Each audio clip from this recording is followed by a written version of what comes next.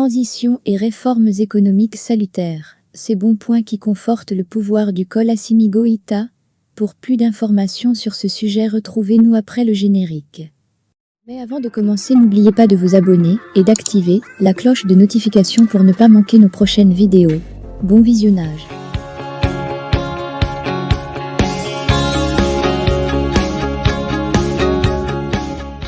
En opérant au début du mois d'août dernier une réforme majeure du code minier du Mali, le chef de la transition malienne pose un acte décisif pour le bien-être des Maliens. Cela n'est-il pas le cas dans d'autres secteurs socio-économiques?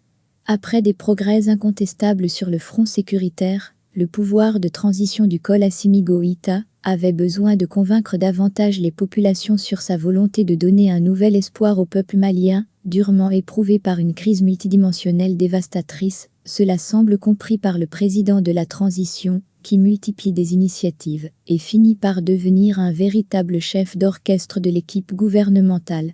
En effet, le chef de l'État, son premier ministre et les membres du gouvernement semblent résolument déterminés à impulser un mieux-être socio-économique au pays, malmené par plusieurs années de gouvernance émaillée de cas de scandales et de malversations. Ce nouvel élan est marqué par la récente réforme du secteur des mines, qui voit les intérêts du Mali mieux protégés par les autorités. C'est dans ce sens que les sociétés minières opérant au Mali sont désormais tenues de verser une part plus importante de leurs profits au trésor public national. Sans compter qu'elles sont invitées à promouvoir davantage les ressources humaines nationales au détriment de l'expertise étrangère. Ces nouvelles mesures impulsées sur instruction personnelle du président de la transition feront en sorte que l'or malien va désormais briller tant soit peu pour les Maliens. Car ce secteur vital pour l'économie malienne a très longtemps été mal géré par des régimes successifs. Et les dirigeants de transition ont vite compris avec les contraintes budgétaires liées à l'hostilité internationale, il est plus que nécessaire que l'État explore toutes ses possibilités d'augmenter ses recettes. Car, avec ses énormes potentialités dans le domaine minier, le Mali peut facilement faire face à ses dépenses à travers des mesures idoines pouvant préserver tous ses intérêts.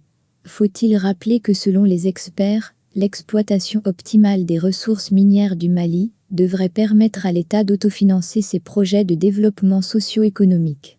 Cette analyse s'impose avec acuité dans le contexte actuel d'aspiration légitime à la souveraineté dans tous les secteurs d'activité. Car, comment le Mali, en lutte pour s'affranchir totalement de la domination néocoloniale, doit-il continuer à se complaire d'allégeance dans la gestion de ses ressources?